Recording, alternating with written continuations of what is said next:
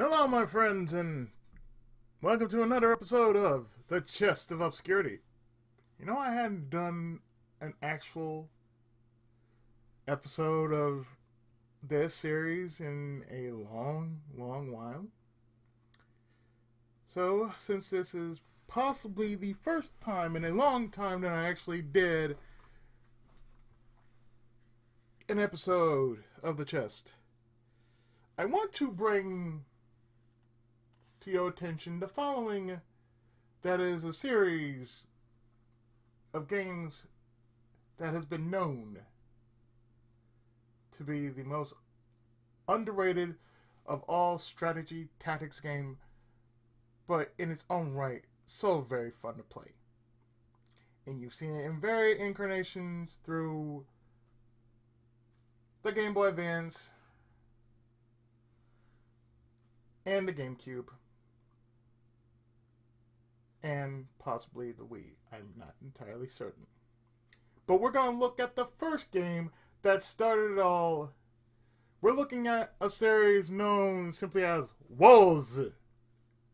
Wars, yes, Wars. And the game in question is the one that started all this.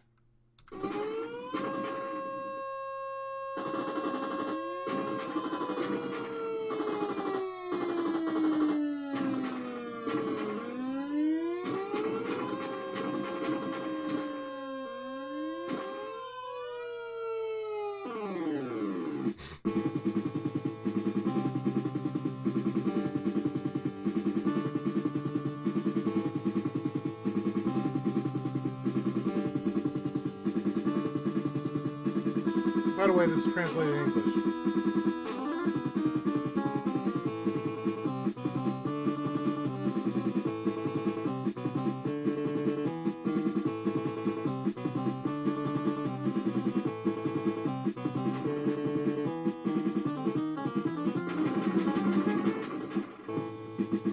Famicom Wars!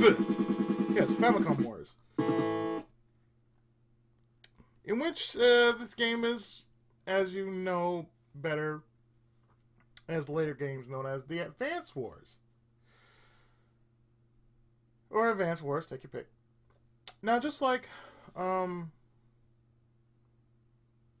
well-known game that has only made it here through later installments, which is also a strategy tactics RPG, Fire Emblem. Now, what do these two games have in common? Well, the Game Boy Advance actually pushed them to where it should be. Now, yes, Fire Emblem had more incarnations coming out through the Famicom, the Super Famicom, the Game Boy Advance, the GameCube, the Wii, the DS, and the 3DS. I'm not entirely certain about the Wii U. And of course it has, and of course there's Switch.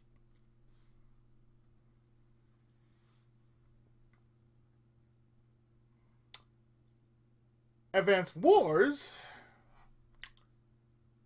have only been known to come out through the Game Boy Advance and the GameCube, and I'm not entirely sure if there was a Wii version of it. And then, of course, there's this game, which you see here, for the Famicom. So, what we're going to do is we're going to load up a new game like so. And as you can tell, before there was the Orange Star, the original teams were the Red Star and the Blue Moon. In Advance Wars, the Red Star became Orange Star. You had more than just the Blue Moon.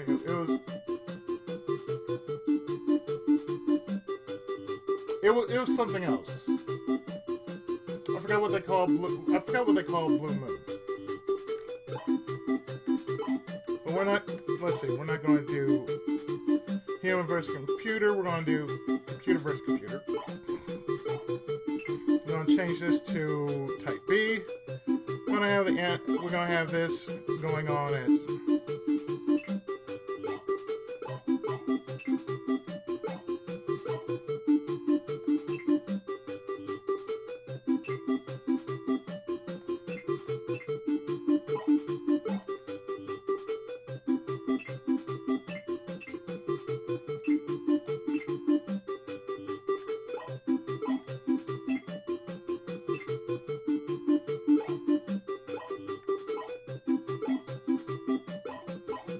trying to see. Oh, okay. This must be the power of the AI. Okay.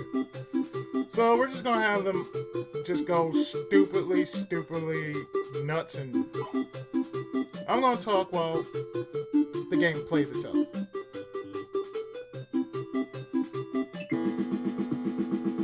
Oh, by the way, you have different areas you can deal with, like rampart. So you got bean, triangle, ball, coral, fist, alara, volcano, squash, cube, mirror. I think that's the last one.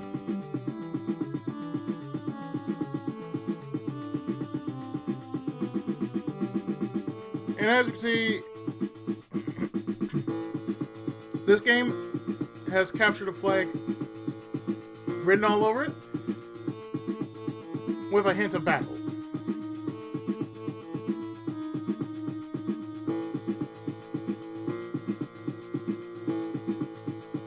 So let's go with coral.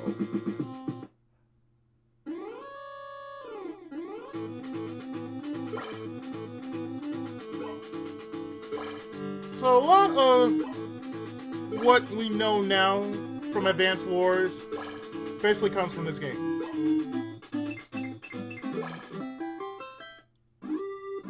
And another game in which you already know is well known, that sort of carries the burden of being a strategy tactics game, but it is known by, well, the title Super Robot Tyson. Except that Super Robot Tyson is basically,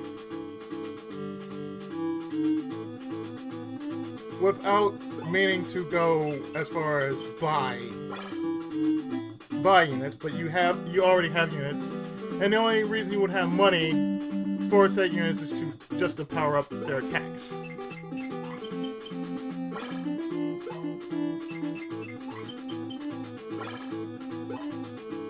Now, personally, I like the Game Boy Advance version of Wars, known simply as Advance Wars. And there's a reason why.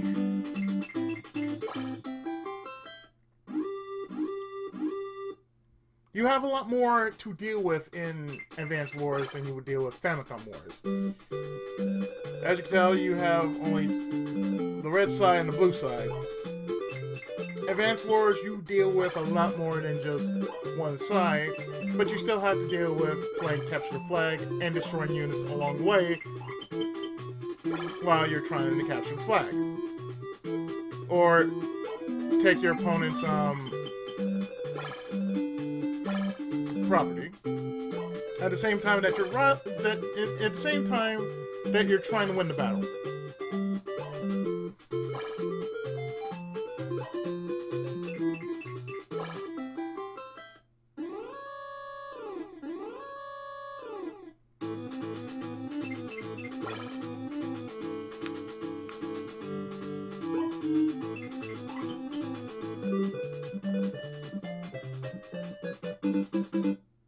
That's basically what you're doing in the later versions.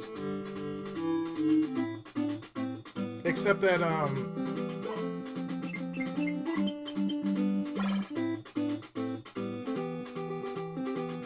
some versions you're basically going to do like 3 stomps and you liberated or captured an area.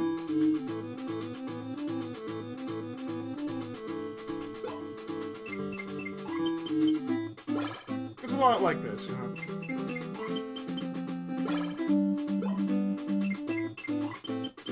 Now I admit, since it's the original version, it is sort of slow, but at the same time, it can be as fast as you want it to be.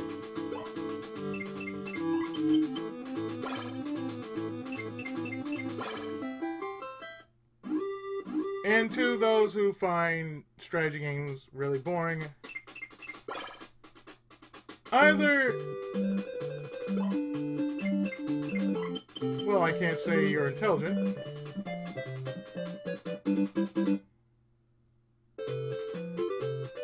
but perhaps you have little to no taste or patience for this sort of thing.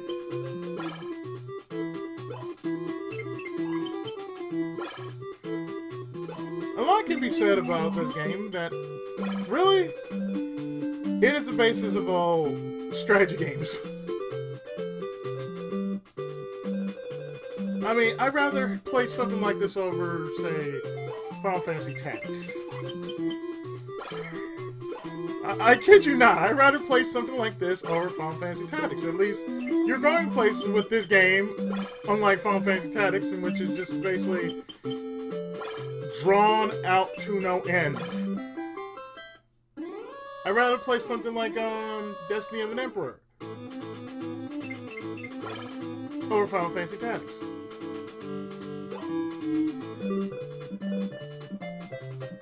See, 2. As compared to say 3 in the Game Boy Advance version.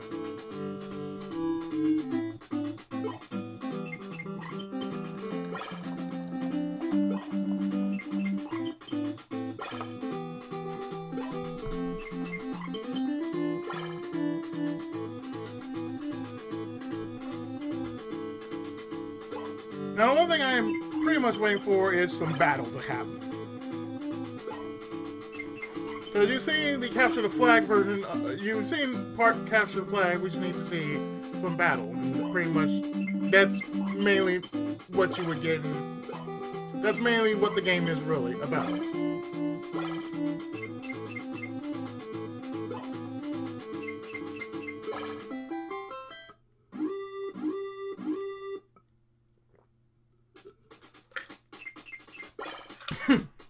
Excuse me.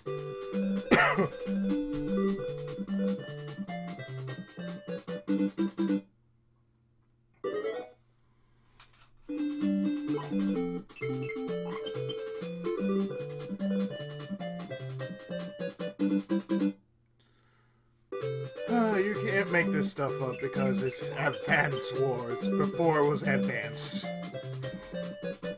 It was just Wars!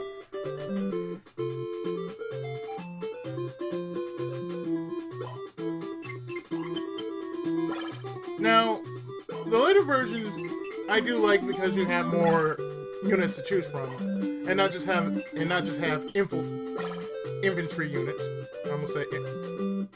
I almost say infield, like recon units,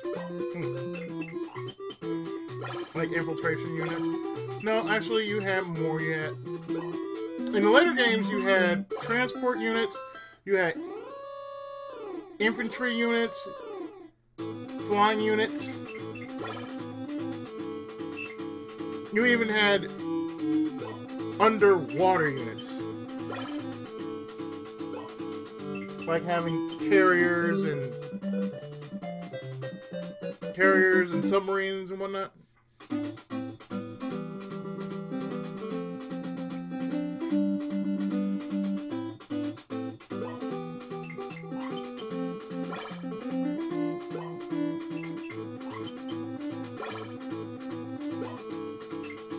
You had different type of units for different types of courses.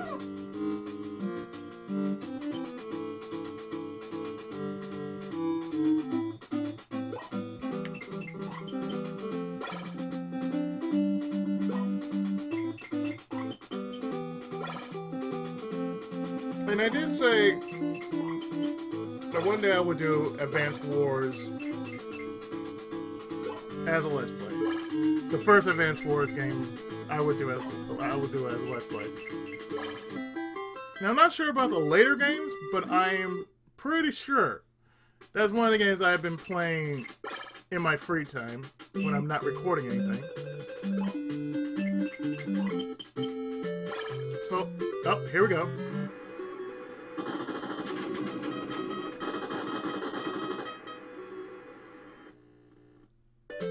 Yeah, there's your combat right there. Your combat is basically that.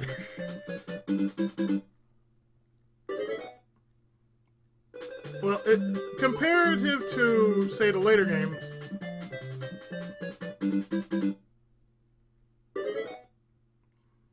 yeah, combat was pretty basic.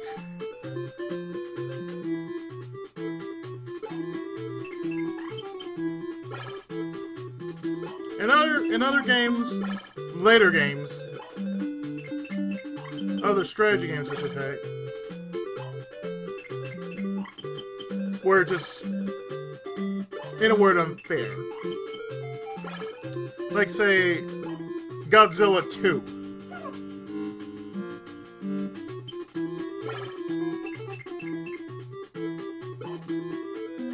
Godzilla 2 for the NES was like the worst thing you could have ever done to a franchise because, well, for one, you're playing as the military. And you're going to fight the monsters.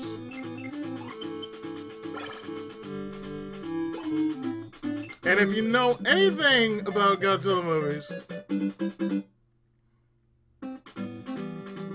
then you should know that the military always had a very slim chance of beating Godzilla or whoever it was they had to face. Either it was Ghidorah, Anguirus, Gigan, Rodan.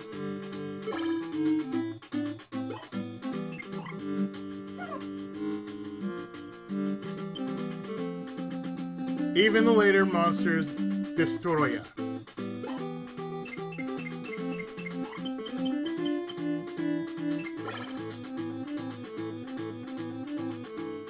Yeah, so therefore, it was basically a terrible, terrible strategy game. And yet, the funny thing is, they didn't learn their lesson on the Super Nintendo.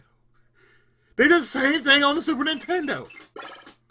Which is basically, oh, we're just going to, do the same thing. We're going to do exactly the same thing we did on the Nintendo, but we're going to make it even worse.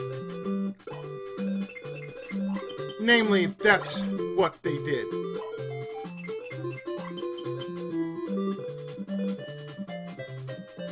Now, strategy tactics games are mainly all hit and miss.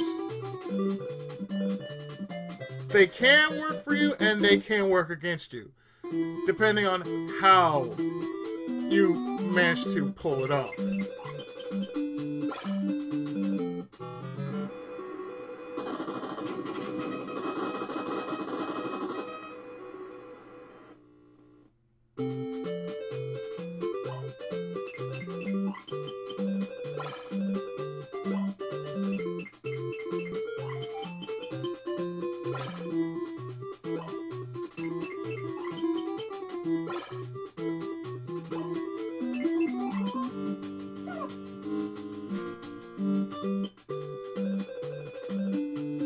I mean, you can't make this stuff up. It is pretty fun in a sense because, well, it makes you think.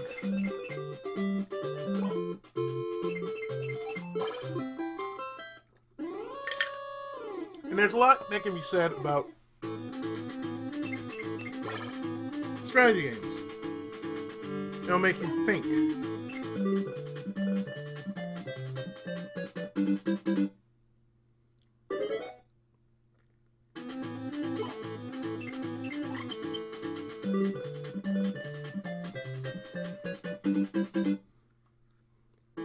Now I think here it's about how many towns you have to take in order to win. Because usually in some mission in Advanced Wars, it is based on how many pieces of territory you capture as compared to how many enemies you blow up in the process of doing so.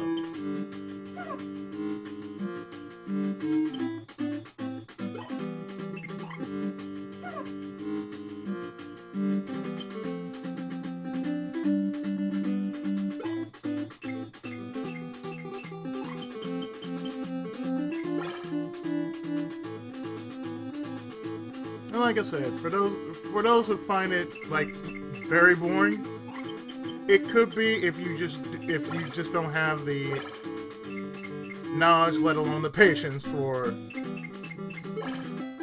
a game of this caliber.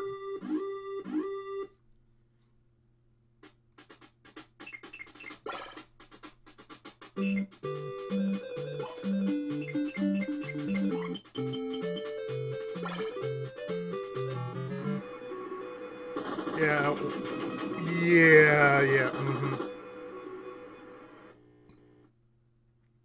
You know that was gonna get annihilated real quick.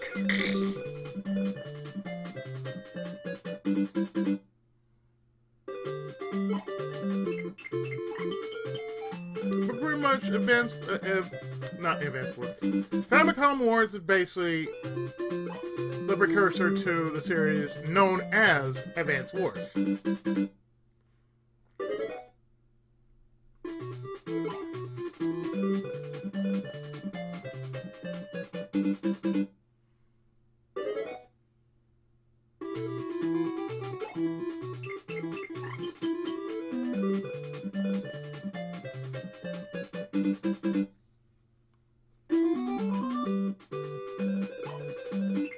Strategy games are basically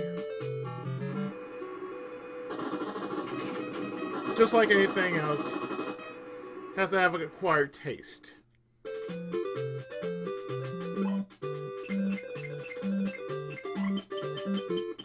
Now those that fall into the category will probably be Command & Conquer and Doom.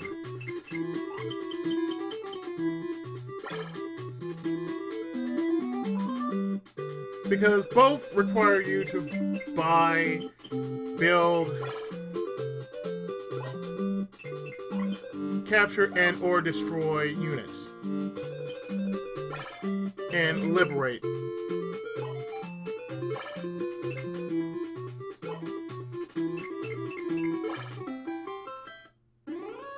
Liberate towns and such.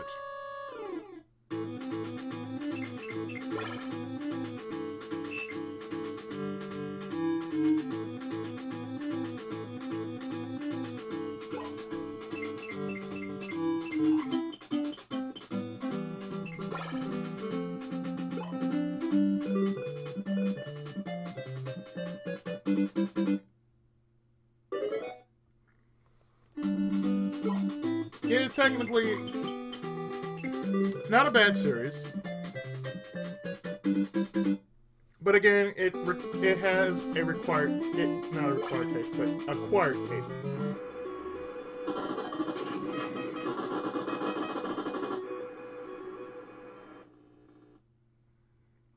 It has an acquired taste because, you know, it is strategy, and some strategy games are harder than others.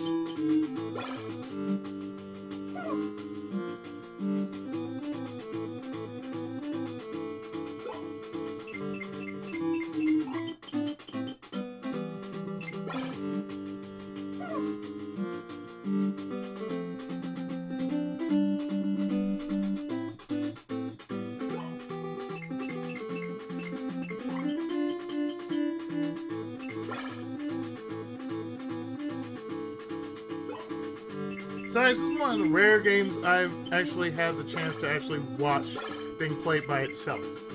Other than the early Koei games before Dynasty and Samurai Warriors, they did the same thing, which they called it demo.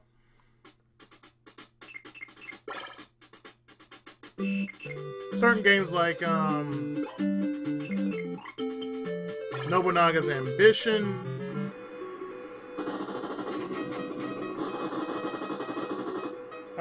Clan of the Grey Wolf, Genghis Khan. Or rather, Genghis Khan, Clan of the Grey Wolf.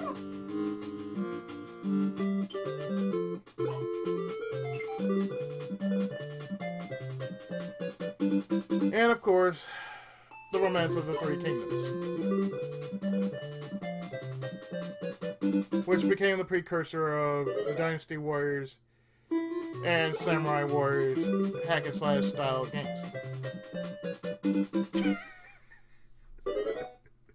They just booted his ass out. Like, nope, no longer.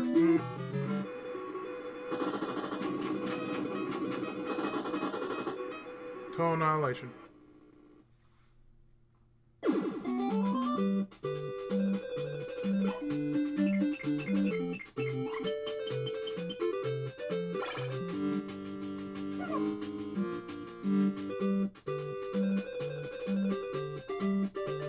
But pretty much this game is what it is.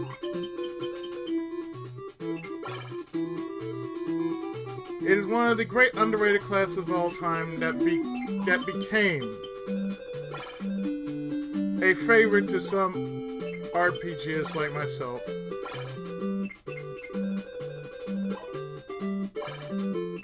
That didn't mind doing something like this. Now, see, you can get more units like that. Like you can get anti-air tanks or a double A tank.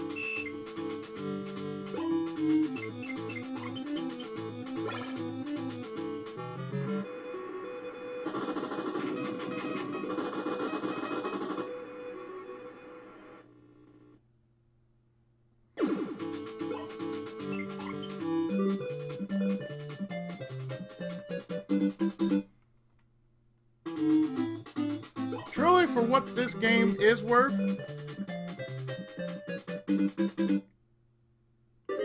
it truly is an underrated classic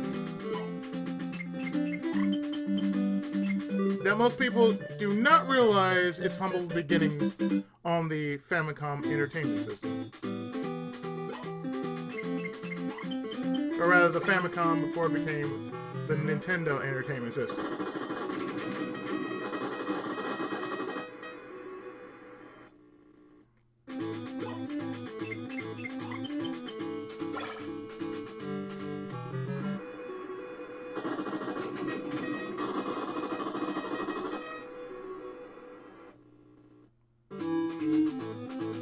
I almost forgot about North and South too, because North and South plays just like it plays just like Famicom Wars.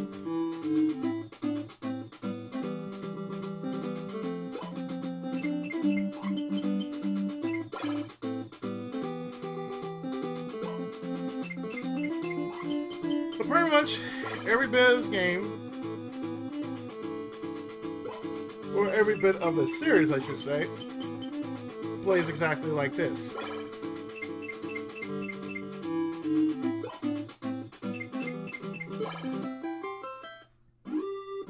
So at least you're seeing different types of units being drawn upon because of this.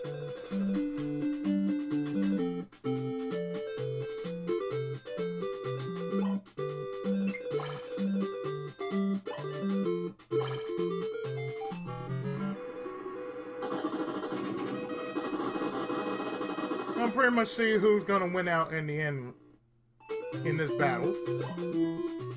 I mean, as you can tell, it is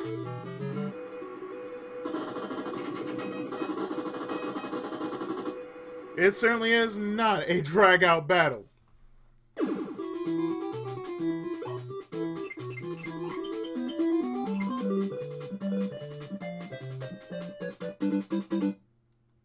But it's more like a proper seesaw battle in which rivals that of Super Robot Tyson. Of any Super Robot Tyson game, it's just... it basically rivals that of...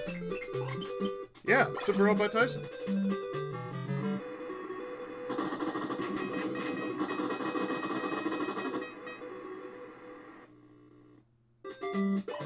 which I hadn't done in like years. Now that I think about it, I might consider doing a Super Robot Tyson game in not so far future. Hadn't done one like yours, so I may consider just doing it, just for the sake of me getting back in the swing of things, since I hadn't been doing anything other than something new on the channel.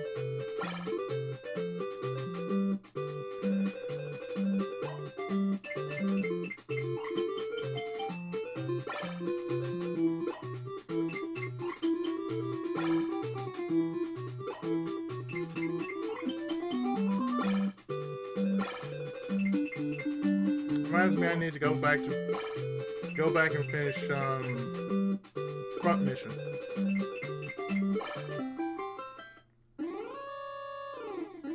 And Bahamut Lagoon. And Fatal. Aside from Horai High and all those other Super Nintendo games I got lined up.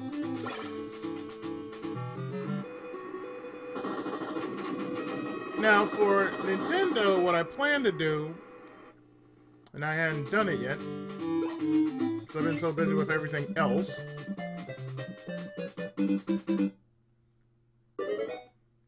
Well, I have Xyz, which is spelled X-E-X-Y-Z.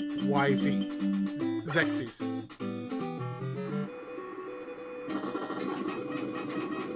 Bomberman, oh good lord, they can just wipe the hell out of that.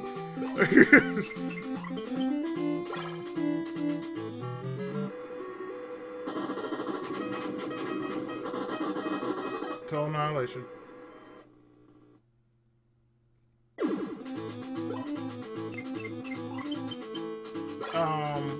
Bomberman's another one that I plan to do. As well as Fazanadu. Some people say some people pronounce it Faxanadu, but I pronounce it Fazanadu. Oh dear.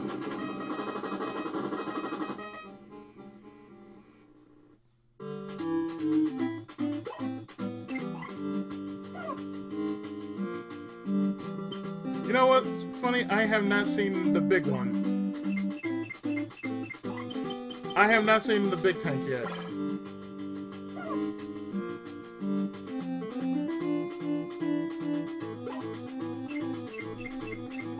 But you can tell this is a good match because it's not really one-sided. You see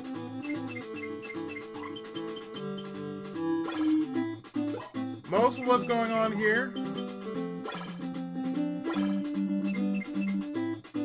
You're seeing units are getting wiped out left and right.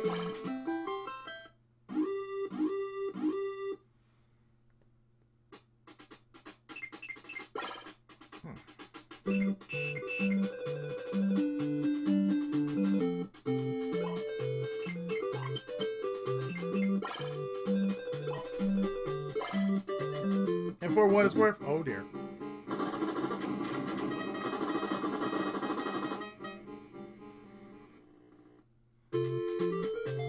I like a battle like this. Now see, if I was playing Super Robot Tyson, oh, there'd be no fucks given because of, well, it's you versus the computer.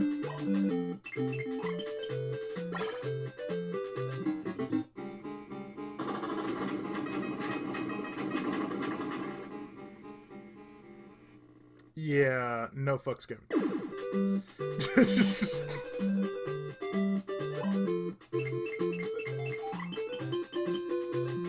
Oh dear, I may have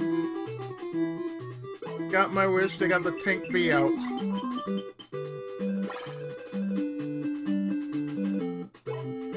And I'm only stretching this video just to see how many units will get a chance to be seen in the spotlight. Unit merged. Oh dear. I think that's one thing that hasn't been seen in the later games. You know, having units being merged. I've never seen that in any of the later Wars games. I really haven't.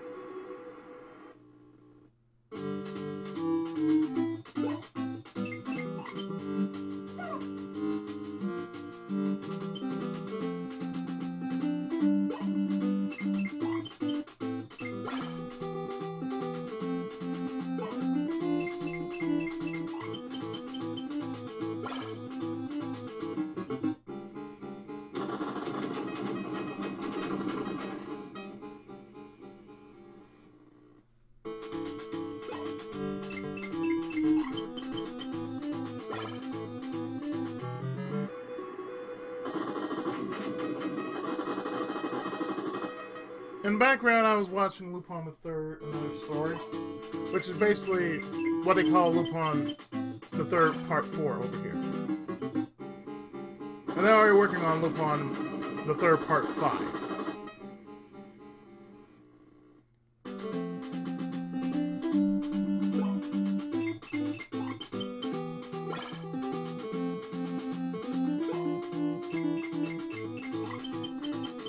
I don't know, these days I haven't been able to watch much anime.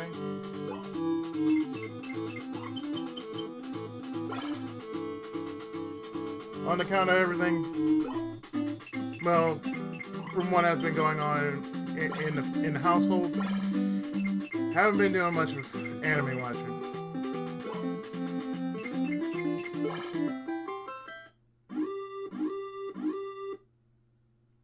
But I'm pretty sure that'll change after this week coming in.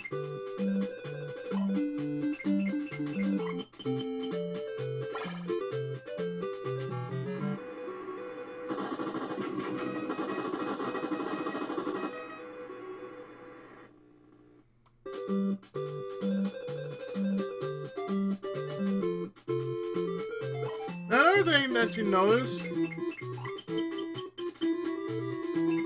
that there are some units stronger than others.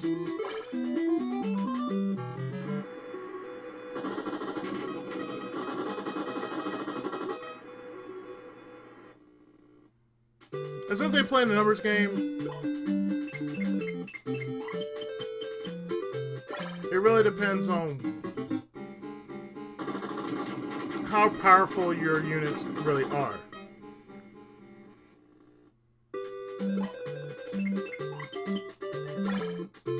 Like, transport units are just gonna get wiped the hell out because they're not really made for battle. They're just basically made for travel.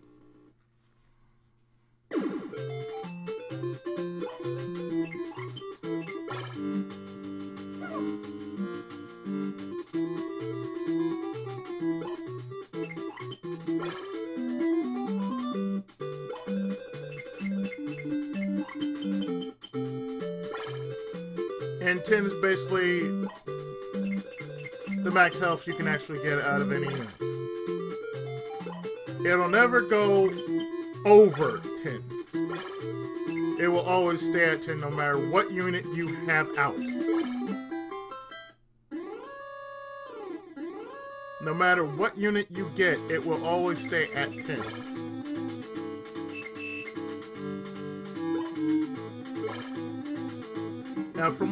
Now from the times I played the GBA version,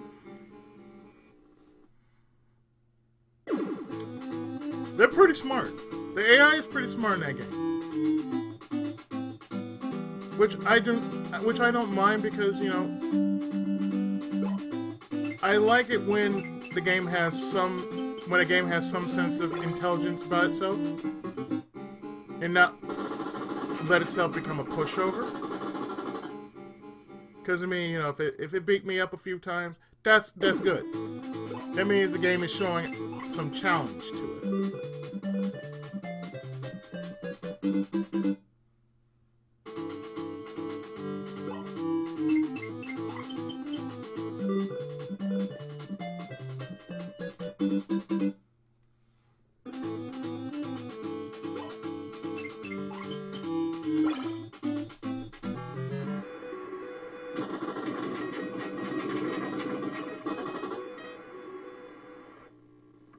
You know they won't last.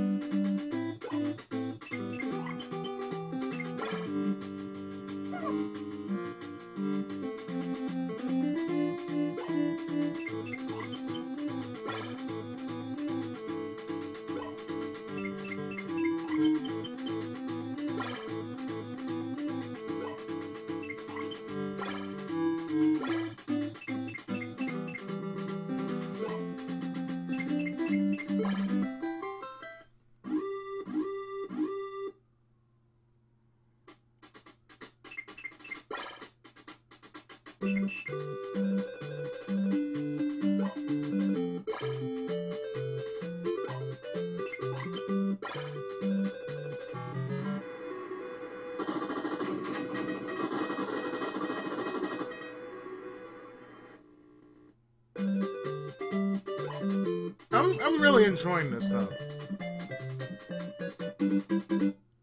Yeah, believe it or not, yeah, this is enjoyable. Just watching a full-blown battle just happen, and I'm not even in control of the battle.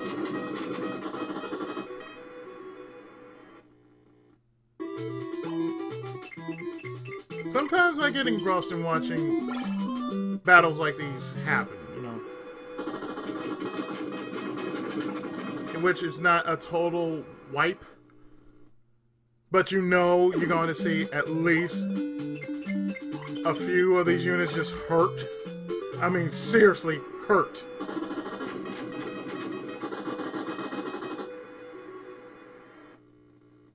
Seems like Blue Moon has the upper hand as far as the firepower is concerned.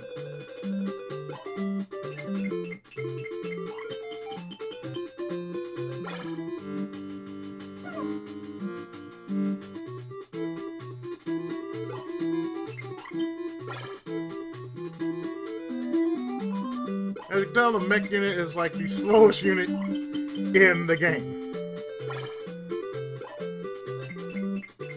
And they're mech for a good reason. They're called mechs for a good reason.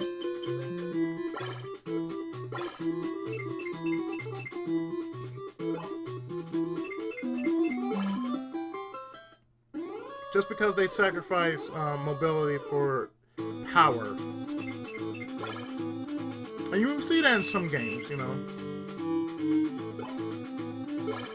I mean, literally, you see the tank units or the human weapon units. And they do become stupidly powerful.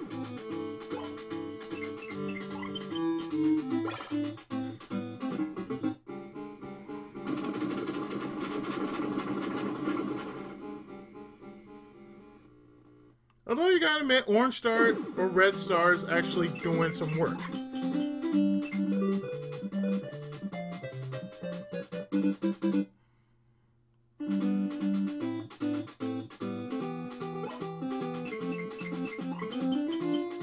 So it's good to know that, oh hey, don't count us out yet because we still have some firepower remaining.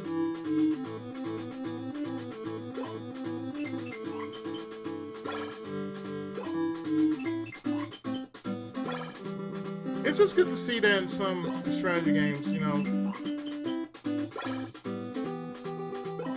I for one like this because you can actually see the computer's actually doing some work. You don't have, and there's some games that will actually push the human unit too hard, in which it shouldn't be. Because all you're playing is just chess. I mean, that's the reason why I like certain games like Shining Force,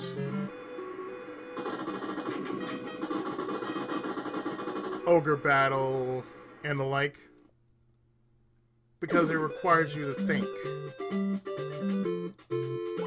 And while it might be slower to some people, others just find that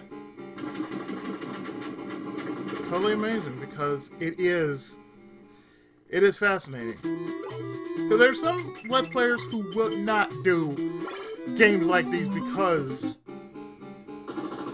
of the speed of the game. For me, I would want to have control of the speed. Like, it'd be fast, but fast enough for me to make a move and not feel rushed into making a move.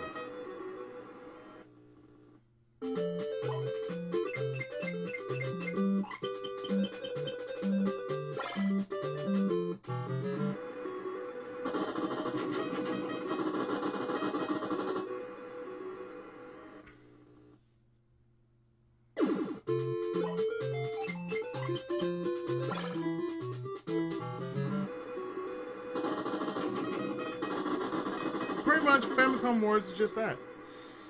It is the precursor of a series that many people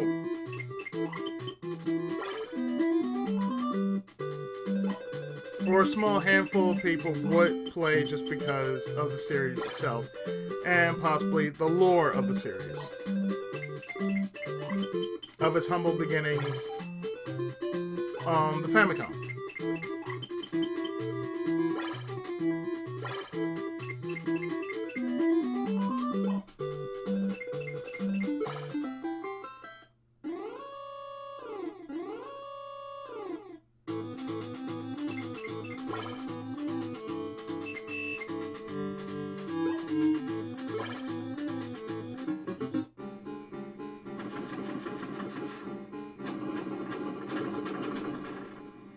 Boy, that artillery. Good lord.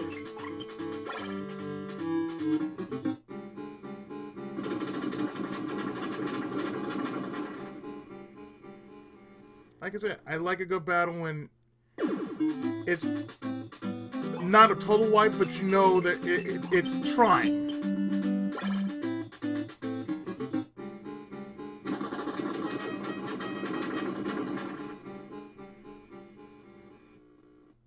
Like when you know a game is really playing the field very well. It's like watching a good sports game. You know, it's not, you know, you're not giving the match away, but you're actually fighting and not just giving up.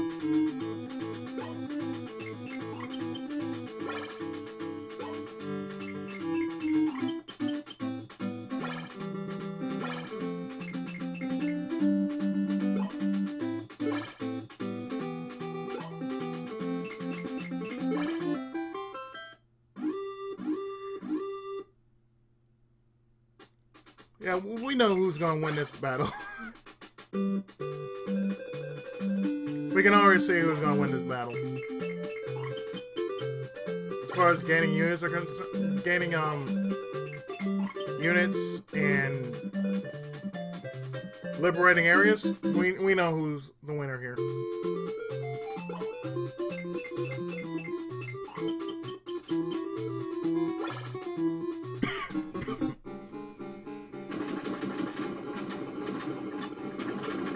Damn.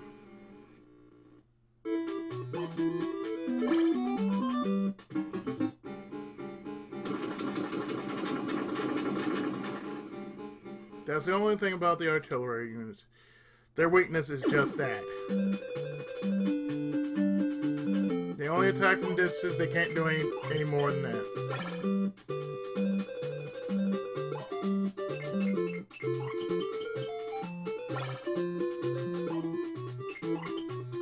See, if I was playing an Advanced Wars game,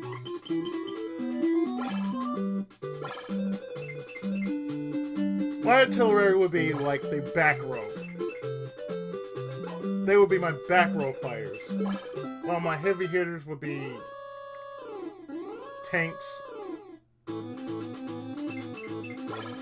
and choppers.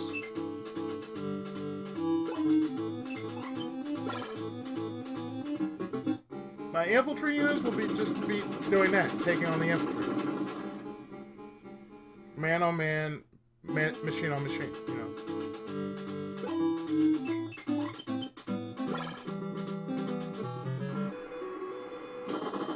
It will never be man versus machine, but it will always be machine versus machine, man versus man.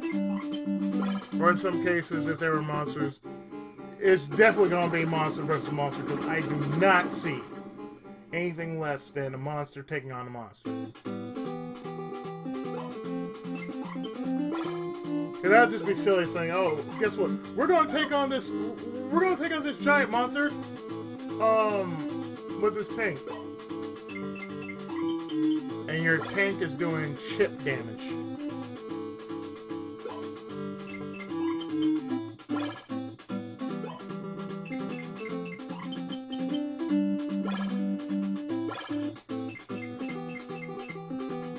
That's what I find funny about it.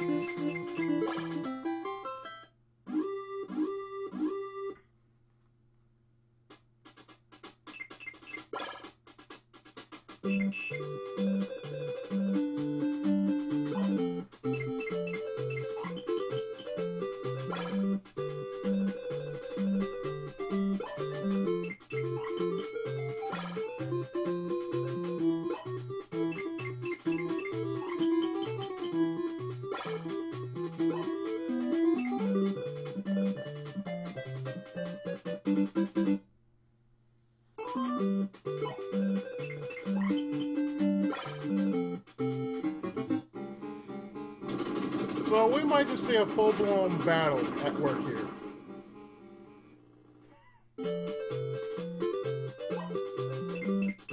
Or a full-blown wipe.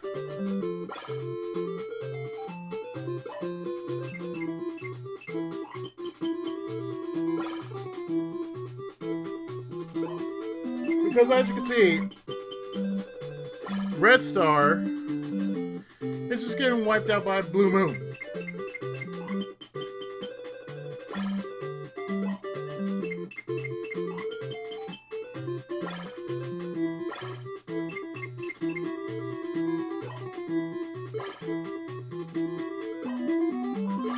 At least you see the transport units not being, you know, ATP, you know.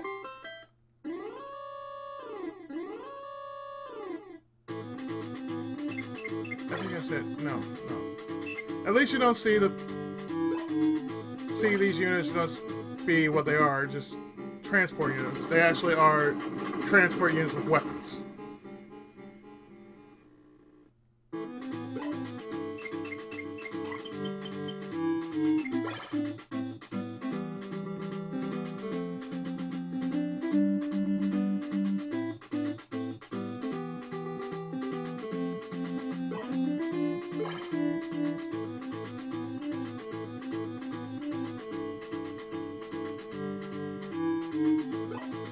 And trust me, I got like a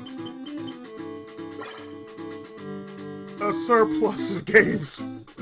A surplus of games that basically I have not scratched the surface in seeing, but no doubt I will be showing them off. Some in Let's Play, some in the Chest of Obscurity.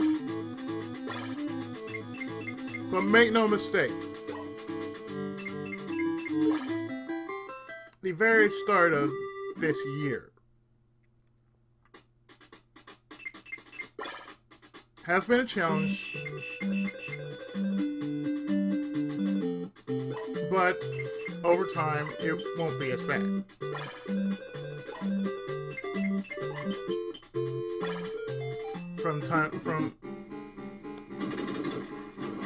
From here on, you know, right now it is a bit of a challenge.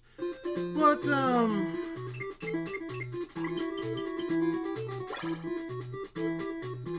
some things will change. But pretty much, it won't be as bad as one thinks.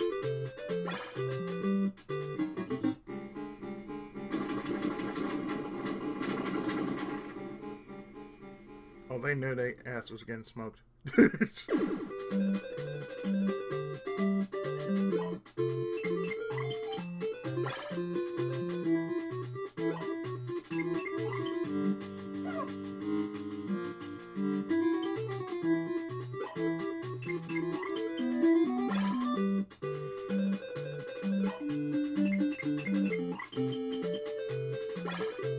at least I put the intelligence at 200 instead of 100.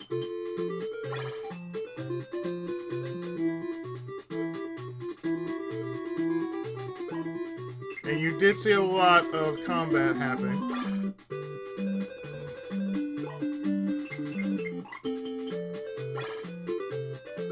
So yeah, Famicom Wars. A game that should always be remembered as one of the most interesting tactical RPGs ever known. And the father of many other tactical RPGs that we know from the past and the present.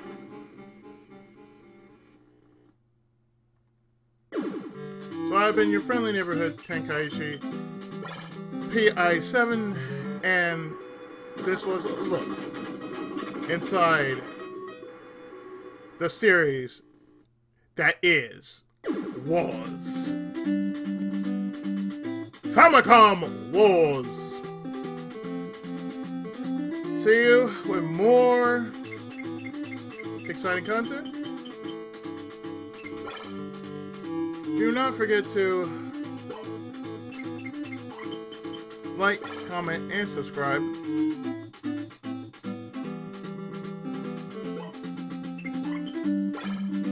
Just to you know, be interested in backlog and, of course, current projects. So I'll see you next time with more videos. I'm gonna watch the rest of this battle play itself out. So with that, take care, God bless, have a great and wonderful rest of the weekend, and I'll see you next time with more videos.